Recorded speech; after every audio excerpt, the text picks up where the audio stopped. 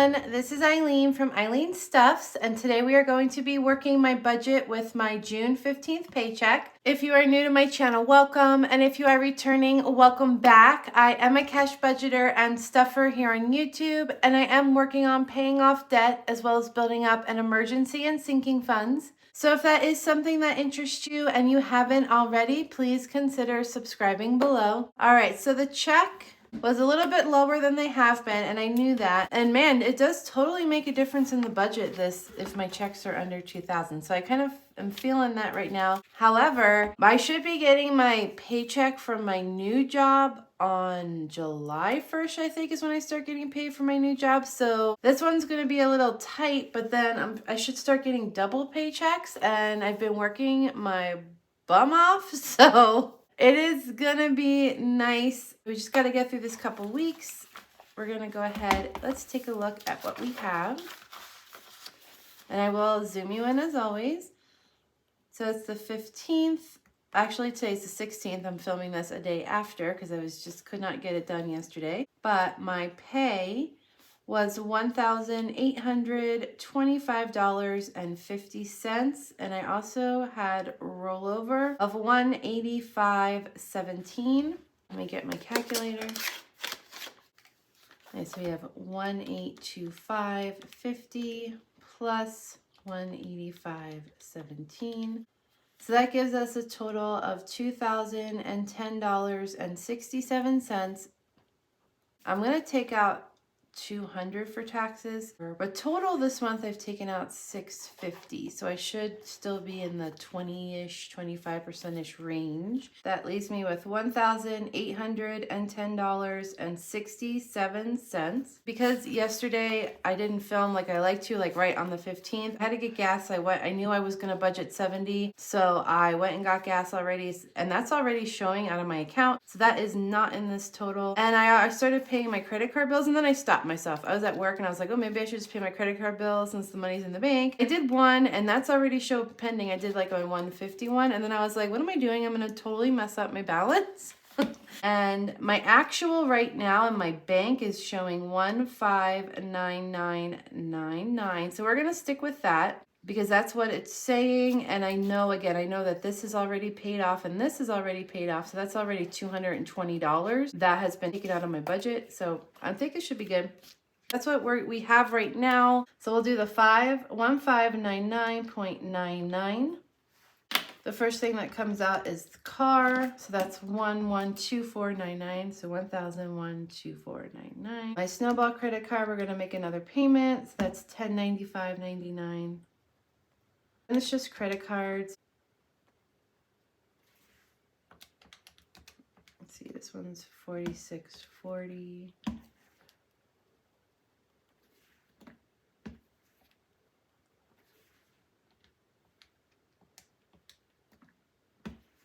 Going down to $905.59. $806.59. So like I said, this one's already paid, so I'm just going to jump it because it's already included in this balance. Then we have $270.27, the big one. Student loan, which is $485.71. I heard the student loan repayment is starting again in October. I already pay like my one student loan for $86 and my one for $42. And one of the loans that were on pause is going to come back, so it's going to add. However, I was like, okay, this isn't going to happen until October. So until October, if I can knock down some of these credit card payments, plus, my new job getting paid more, I think I'll be okay. But yeah, I really would like to try to see what I can do once my new job kicks in and I get that extra cash, if I can knock some of this down, because that is something I'm going to have to consider in the fall. And it's already on my brain. I already know, like, I got to think about this. So easy pay, so that brings me down to $443.48. I already did gas, like I said, that's already considered. It's out of the budget and it's included in this, so I'm going to skip that one. We do have the internet bill, which is $45, which brings me down to $398.48, and I do have that medical bill that I'm making payments on from doing lab work for my yearly physical. So that brings me down to $337.18. And this was just, I was looking at my total of the bills. My first thought is, I knew it was going to be pretty low, and I think I've gotten kind of accustomed again to having bigger checks with more money, like, right? So this time I had like double left over, but I knew it was going to happen, and I know I have double checks coming, so we're not going to be sad. We're just going to get through these 2 weeks. Also, cash stuffing is just not going to happen this pay period. I've already decided that, but I do want to put some money in my wallet, and what I really want is food and groceries, obviously, and then some miscellaneous. I'm pretty okay on house products. I'm okay on personal products. I think I'll be okay for the next 2 weeks, just kind of tightening my belt, as they say. And I do need $40 for something that I need to do, so I have to consider that. I want to pay for it in cash, so we're going to include that. I have $337.18, and if I take out $220, I'm leaving $117.18 in the bank.